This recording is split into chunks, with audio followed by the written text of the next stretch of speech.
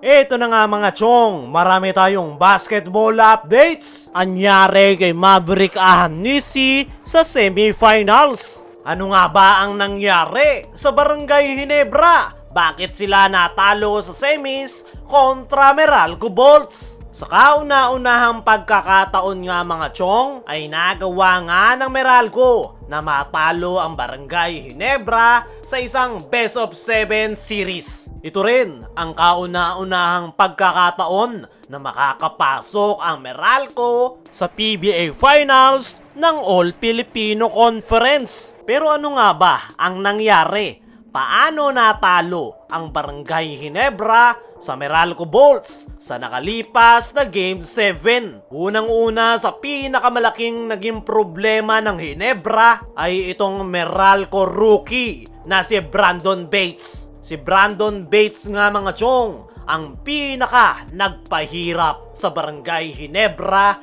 lalong-lalo na sa kanilang mga big man. Ang Meralco rookie nga ang dahilan kung bakit biglang lumamya yung laro ni Christian Stan Hardinger dahil yan sa kanyang napakagandang depensa. Nakapagtala nga ng 6 blocks itong si Brandon Bates at halos lahat nga ng yan ay galing kay si Stan. Alam na nga rin ng Meralco Bolts kung paano tumatakbo ang opensa ni Coach Tim Cone. Nagawa nga nilang ma-checkmate ang triangle offense, kaya hirap na hirap ang opensa ng Barangay Ginebra. Isa pa nga sa dahilan kung bakit natalo ang Barangay Ginebra ay kulang na kulang sila sa energy. Napakalamya at wala nga sa wisyo ang Barangay Ginebra players simula ng mahabol ng Meralco Bolts yung kanilang 11-point lead at doon nga nagsimulang bumagsak ang kanilang kumpiyansa. Ginawa nga ni Scotty ang lahat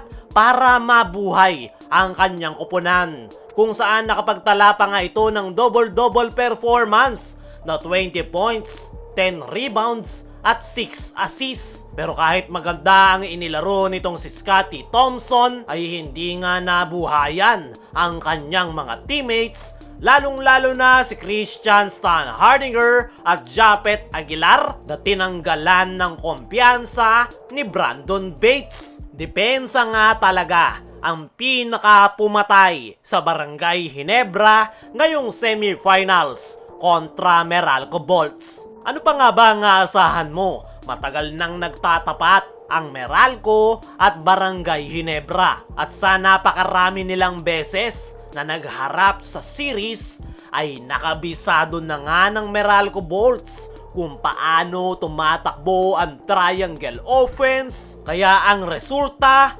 checkmate si Coach Tim Cone. Alam rin ng Meralco na kay si Stan sasandal si Coach Tim Cone. At yan nga yung pinaghahandaan ng Meralco at si Brandon Bates nga ang bumaon kay si Stan. Sa ngayon nga mga chong ay deserve ng Meralco Bolts na makapasok ng PBA Finals. Napakaganda nga ng kanilang depensa, lalong-lalo na ang sistemang ginagamit ng kanilang head coach ay ST consultant na si Coach Nenad Vucinic. Isa pa nga sa mga nakita nating naging problema ng Ginebra sa nakalipas na semifinals Game 7 ay itong si Maverick Ahanisi. Napakaganda nga ng tinakbo ng opensa ng Barangay Ginebra noong nasa loob si Stanley Pringle. Grabe nga yung impact ni Pringle sa first half at ito nga ang dahilan kung bakit nakalamang ang Ginebra up to 11 points. Pero noong ilabas si Stanley Pringle at pinasok itong si Maverick Ahanisi ay doon na lumabas yung problema ng Ginebra. Pagpasok pa lang ni Ahanisi, 2 sunod na turnovers agad ang kanyang naibigay sa Ginebra at doon nga nakabuo ng momentum ang Meralco Bolts. Hindi nga rin nagawang makatulong nitong si Maverick Ahanisi pagdating sa opensa dahil nakapagtala lang ito ng 4 points. Napakababa nga niyan para sa isang starting player. Mas maganda pa nga sana kung binabad ni Coach Tim Cone si Stanley Pringle na mainit ang opensa kumpara dito kay Maverick Ahanisi na nagkalat at hindi nakatulong sa kanilang opensa. Para sa akin mga chong, ay hindi maganda ang flow ng triangle offense kapag nasa loob itong si Maverick Ahanisi. Mukhang hanggang sa ngayon ay nag-a-adjust pa rin ito sa sistema ni Coach Tim Cone, kaya ganyan ang kinalalabasan. Pero yung nakikita kong problema nitong si Maverick Ahanisi ay mukhang hindi nga siya sanay na maging solid point guard. Ang natural talaga na laro nitong si Maverick Ahanisi ay more on scoring. Pero ang role niya nga ngayon sa Barangay Ginebra ay ang pagiging point guard. At yan nga ang isa sa possible na dahilan kung bakit hindi maganda ang inilalaro nitong si Maverick Ahanisi